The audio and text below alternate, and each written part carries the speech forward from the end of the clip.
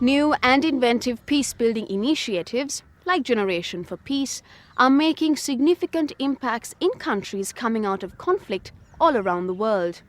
On our final report today, we take a look at another way to reach communities riven by war, the medium of radio, not just in terms of current affairs and news programs.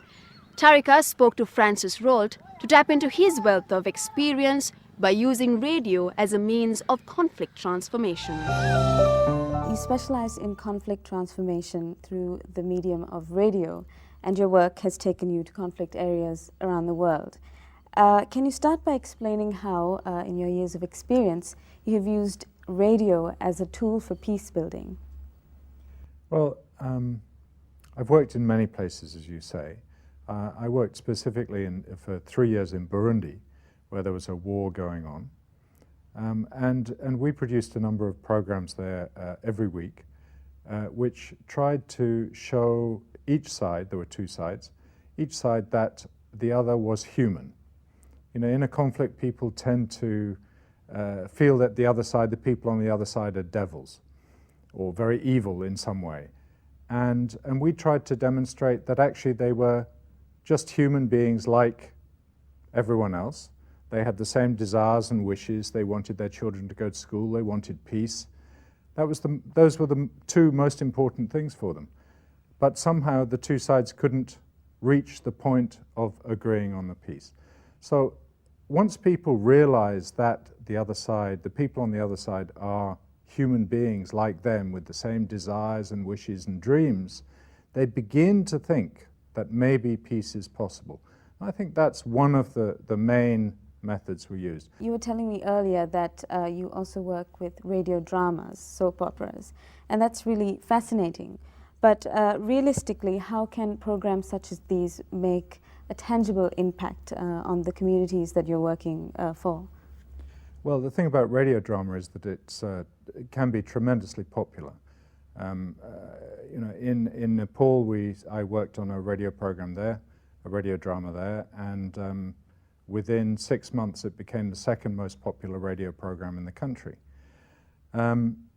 Radio drama is emotionally attractive to an audience, and if you take people along with their emotions, they follow a story, maybe they follow a character who changes from one kind of person into another kind of person. So you're not giving an overt message, but you're helping them to understand the way in which this person changes their opinions, their attitudes, their behavior.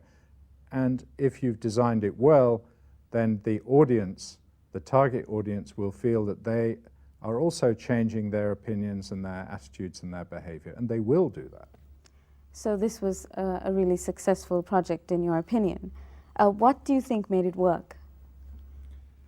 I think what made it work was partly the sort of feedback mechanism we had, that the stories were largely coming from the communities themselves, particularly in Rolpa, for instance, which was one of the main areas in conflict.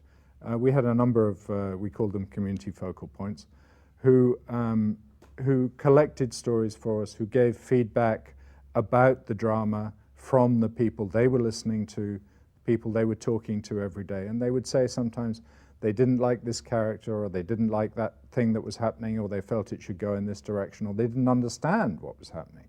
And so we would have to adjust the story in some way, not always, but if we felt that they were perhaps right, and it was clear that in some way we weren't clear where the story was going either, then we'd have to change it a little. In your opinion, do you think media is utilized enough in peace-building initiatives all around the world? No, I don't think it is really. I mean, I think that there is a certain amount of media and peace building in the sense that a lot of organizations are working in this field, but they tend to take the view that news and current affairs is what media is. And of course, there's a whole number of other formats in newspapers, on television, and on radio, which don't fall into the category of news and current affairs. And they don't use those categories. There's only a couple of organizations that do, and I think it's a great shame because, well, we've talked about radio drama, that's one, but there's also kids programs. You know, kids are very important in the sense that they are going to grow up, they become the leaders, they become the influential people of tomorrow. And youth, young people, are the ones who are most affected by conflict in the sense that they are the combatants, and secondly, the prime victims of conflict. So if they understand more about conflict and about how peace can come about, how conflict can be resolved, then you're beginning to move towards a situation where a country can resolve a conflict itself. Of course, you know, media cannot resolve conflict, but what you can do is help a country or a group or a region begin to realize how it can resolve its own conflict. What kind of potential do you think radio has in, as a tool for peace building in Sri Lanka? Well, I think you know, radio is still very popular in Sri Lanka, even if television you can get television everywhere or very nearly everywhere. You know, there's tremendous resources put into radio in this country. Some of it commercial, some of it state, whatever. And therefore, I do think it has a great potential. I don't think that potential is really being used at the moment, although I can't claim to be an expert on Sri Lankan radio. And you know, that's why I'm interested in working on a drama here as well. And you know, although there are a lot of dramas on television and on radio, I think that some of them are not very high quality, and I would hope that the drama we're working on is going to be a high quality drama which will attract a big audience. Thanks so much for talking with me, Francis. Thank you. It is important to try and find new ways to build peace in a country at war.